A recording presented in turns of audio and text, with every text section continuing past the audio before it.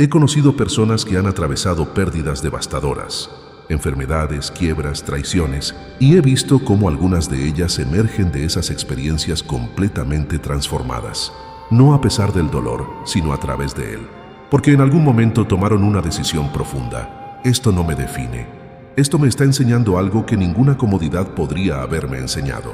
Cuando el cerebro experimenta un momento de ruptura, de quiebre, hay algo que ocurre a nivel neurológico que pocas veces se menciona.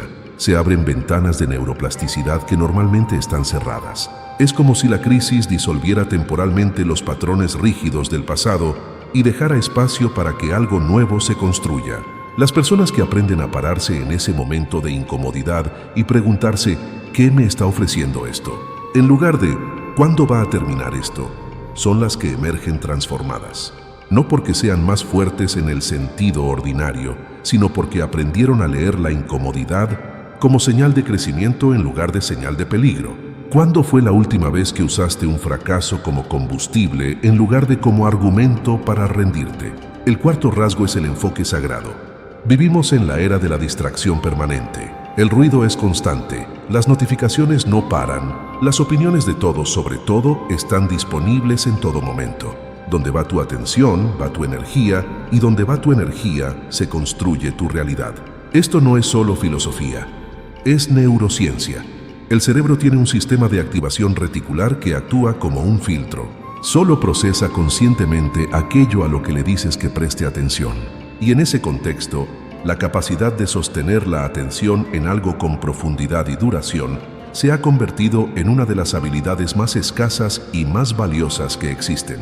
Si la entrenas para enfocarse en los problemas, ese filtro te inundará de problemas. No porque el mundo cambie, sino porque tu percepción de él se reorganiza.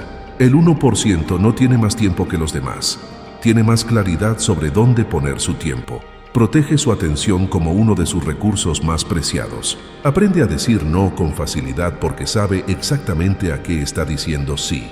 Si entrenas tu mente para enfocarse en las posibilidades, ese filtro empieza a traerte evidencia de posibilidades. Hay un ejercicio que propongo a casi todos con quienes trabajo.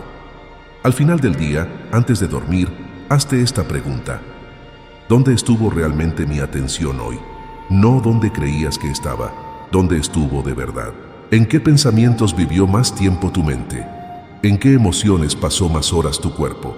Ese inventario honesto es más revelador que cualquier análisis externo, porque lo que descubres es exactamente lo que estás construyendo, aunque no lo hayas elegido conscientemente. Ahora quiero hablarte de algo que considero la base de todo lo que he descrito hasta aquí. Algo sin lo cual la curiosidad, la disciplina, la resiliencia y el enfoque no tienen dónde anclar. ¿Puedes decir con honestidad que sabes a qué le estás diciendo sí en este momento de tu vida? Es verdaderamente el estado interno. La mayoría de las personas vive condicionada por su entorno. Sienten bien cuando las cosas van bien, sienten mal cuando las cosas van mal. Y esto parece tan natural que casi nadie lo cuestiona. Pero hay un problema fundamental en esa ecuación. Si tu estado interno depende de las condiciones externas, entonces nunca tienes el control real de tu experiencia. Siempre estás a merced de lo que ocurre fuera de ti. Lo que yo he estudiado, lo que la evidencia científica respalda de maneras que ya no podemos ignorar, es que el cuerpo y la mente son un sistema único. Las emociones no son solo experiencias psicológicas, son señales bioquímicas que reorganizan la expresión genética, modifican la química cerebral, alteran la percepción del tiempo y del espacio. Cuando una persona aprende a generar un estado interno elevado, gratitud genuina, amor, asombro, entusiasmo, sin necesitar que las condiciones externas lo justifiquen, está esencialmente reprogramando su biología, y ese nuevo estado biológico atrae experiencias coherentes con él. No porque el universo sea mágico, aunque puede que lo sea, sino porque cuando cambias quién eres por dentro, inevitablemente cambias lo que percibes, las decisiones que tomas, las acciones que emprendes, las personas que atraes, y todo eso cambia los resultados. El problema es que la mayoría de las personas espera que los resultados cambien primero para sentirse diferente.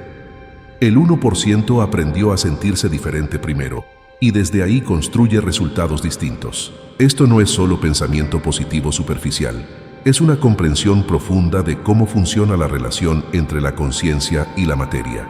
Quiero que te quedes con esto un momento. ¿Cuántas veces has dicho, cuando tenga X seré feliz? O, cuando logre Y me sentiré seguro. ¿Y cuántas veces después de conseguir X o Y descubriste que el estado interno que buscabas no llegó con ellos? Porque el estado interno no es consecuencia, es origen. Y aquí llegamos a la pregunta más importante de todo lo que hemos explorado hoy. No es qué necesitas hacer, es quién estás eligiendo ser. Cada mañana, cuando abres los ojos, tienes una fracción de segundo antes de que el programa del pasado se reactive automáticamente, antes de que los viejos pensamientos regresen, antes de que las preocupaciones familiares llenen el espacio, antes de que la identidad de ayer tome control. En esa fracción de segundo, hay una oportunidad. La oportunidad de elegir con intención quién vas a ser hoy. No perfectamente, no sin tropiezos, no con garantías, sino con una dirección elegida conscientemente en lugar de una dirección heredada inconscientemente. Las personas más extraordinarias que he conocido no son extraordinarias porque nunca dudan, nunca tienen miedo, nunca fracasan. Son extraordinarias porque en ese momento crucial, en ese espacio entre el estímulo y la respuesta, eligen. Una y otra vez, con más frecuencia que ayer, con más claridad que la semana pasada. He aprendido que el mayor obstáculo para ese momento de elección no es la falta de información ni la falta de motivación. Es el miedo a ser diferente de lo que hemos sido, porque cambiar implica, en algún nivel, soltar una versión de nosotros mismos que hemos cargado durante años. Y aunque esa versión nos haya limitado, al menos nos era familiar. Al menos sabíamos cómo movernos dentro de ella. Pero la familiaridad no es lo mismo que la plenitud. Y quedarte en lo conocido porque te da seguridad es el precio más silencioso y más caro que existe. No necesitas llegar a ningún lugar. No necesitas transformarte de la noche a la mañana. Solo necesitas este momento, esta elección, este paso. ¿Qué pensamiento diferente puedes elegir hoy? ¿Qué emoción diferente puedes cultivar aunque las circunstancias no hayan cambiado? ¿Qué versión de ti mismo puedes decidir ser comenzando ahora mismo sin esperar ninguna señal externa? El hecho de que hayas llegado hasta aquí ya dice algo. Dice que hay una parte de ti que todavía cree en lo que es posible, que no se ha resignado, que sabe, aunque no siempre lo sienta, que hay algo más esperándote al otro lado de la comodidad del piloto automático. Confía en esa parte, nútrela. Dale espacio. Tu pasado explica quién has sido. No determina quién eres capaz de ser. Esas son elecciones que viven en el presente. Y el presente siempre está disponible para ti. Empieza hoy, no mañana, no cuando las condiciones sean perfectas. Hoy, con lo que tienes, desde donde estás. Porque la vida extraordinaria que sientes que te pertenece no está esperando que llegues a ella. Está esperando que decidas de una vez que ya eres la persona que puede crearla. El primer paso siempre es el más difícil y el más importante. Así que dime, ¿qué paso vas a dar hoy? Si estás viendo esto, felicidades. Estás más cerca de lo que crees. No lo digo como una frase de apertura. Lo digo porque lo que estás a punto de escuchar no llega a cualquiera. La mayoría de las personas habrán pasado de largo antes de llegar hasta aquí.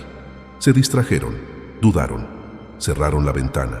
Pero tú sigues aquí, y eso, aunque en este momento no lo entiendas del todo, no es una coincidencia. Hay algo dentro de ti que reconoció este momento antes de que tu mente consciente pudiera procesarlo. Algo más profundo que la curiosidad. Algo que vibra a una frecuencia que todavía no has aprendido a nombrar, pero que ya conoces. Y ese algo te trajo exactamente aquí, exactamente ahora. Yo llevo décadas estudiando la mente humana, la neurociencia, la física cuántica, la biología del cambio. Y lo que más me sorprende, lo que nunca deja de maravillarme, no es la complejidad del cerebro, es su capacidad de transformarse. En cualquier momento, en cualquier circunstancia, sin importar cuánto tiempo llevas siendo quien eres. Pero antes de continuar, necesito que te hagas una pregunta. Una pregunta honesta, incómoda, de esas que la mayoría de las personas evita porque la respuesta les obliga a actuar. ¿Estás viviendo la vida que tu versión más elevada de ti mismo soñó? ¿O estás simplemente ejecutando el programa que el pasado instaló en ti? Porque esa es la diferencia real. No el talento, no la suerte, no los recursos. Es el programa que corres por dentro, invisible, automático, a veces durante décadas, sin que nadie te haya dicho que puedes apagarlo y escribir uno nuevo. Hoy vamos a hablar de cómo hacerlo.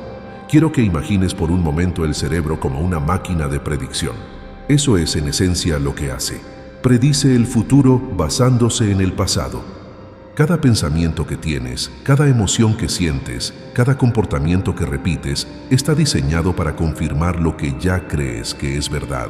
El cerebro no distingue entre lo que es real y lo que es posible, solo conoce lo que ya ha experimentado. Y aquí está el problema. Si durante años has pensado, no soy suficiente, el éxito no es para mí, siempre termina igual. Tu cerebro no está equivocado. Está siendo perfectamente fiel a su función, confirmar la historia que le has contado. La ciencia lo confirma. Los estudios en neuroplasticidad demuestran que el cerebro se recablea literalmente según los patrones de pensamiento que repetimos. No es metáfora, es biología. Cada vez que tienes un pensamiento, se activa una red neuronal. Cada vez que repites ese pensamiento, esa red se vuelve más gruesa, más rápida, más dominante. Con el tiempo, ese pensamiento deja de ser algo que eliges. Se convierte en algo que simplemente ocurre. Eso es el piloto automático, y el 99% de las personas vive en él. Y lo más inquietante de vivir en piloto automático no es que estés tomando malas decisiones. Es que ni siquiera sabes que estás tomando decisiones. Todo parece inevitable. Todo parece así soy yo. Pero esa sensación de inevitabilidad no es la verdad. Es el resultado de años de repetición sin conciencia. Es la suma de miles de pensamientos que nadie eligió conscientemente, pero que, acumulados, se convirtieron en una identidad. El primer paso hacia la libertad real no es cambiar lo que haces. Es darte cuenta de que hay un tú que observa lo que piensas. Ese observador es el punto de partida de todo lo demás. El 1% ha aprendido algo diferente. Ha aprendido que la conciencia, la verdadera atención intencionada, tiene el poder de interrumpir ese ciclo. Y cuando lo interrumpes, cuando por primera vez te conviertes en el observador de tus propios pensamientos en lugar del prisionero de ellos, algo extraordinario ocurre. Empiezas a tener opciones donde antes solo veías obligaciones. Ahora bien, ¿qué separa exactamente a esas personas que se elevan del resto? He estudiado esto durante años. He trabajado con miles de personas en todo el mundo y siempre llego a los mismos rasgos fundamentales. No son rasgos de personalidad con los que se nace. Son habilidades que se desarrollan, que tú puedes desarrollar. Comenzando hoy. El primero es la curiosidad radical. Hay dos tipos de curiosidad.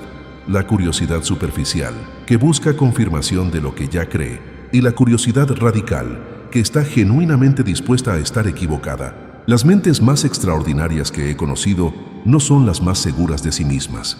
Son las más dispuestas a preguntar, ¿y si hay algo que no estoy viendo? ¿Y si la limitación que siento no es real sino aprendida? Piensa en un niño que ve algo por primera vez. No lleva el peso de lo que debería ser. Solo ve lo que es, con ojos completamente abiertos. Con el tiempo, la educación, la cultura, las experiencias dolorosas van cerrando esa apertura. Vamos aprendiendo a ver el mundo a través del filtro de lo que esperamos encontrar y dejamos de ver lo que realmente está ahí. La curiosidad radical es recuperar esos ojos, no como un ejercicio de ingenuidad, sino como un acto de valentía intelectual. Porque estar genuinamente abierto a lo desconocido implica soltar la identidad que hemos construido alrededor de lo que ya sabemos. Y eso, para muchas personas, es aterrador. Pero la física cuántica nos dice algo fascinante. El observador afecta lo observado. Tu manera de mirar la realidad no es neutral. Cambia lo que encuentras.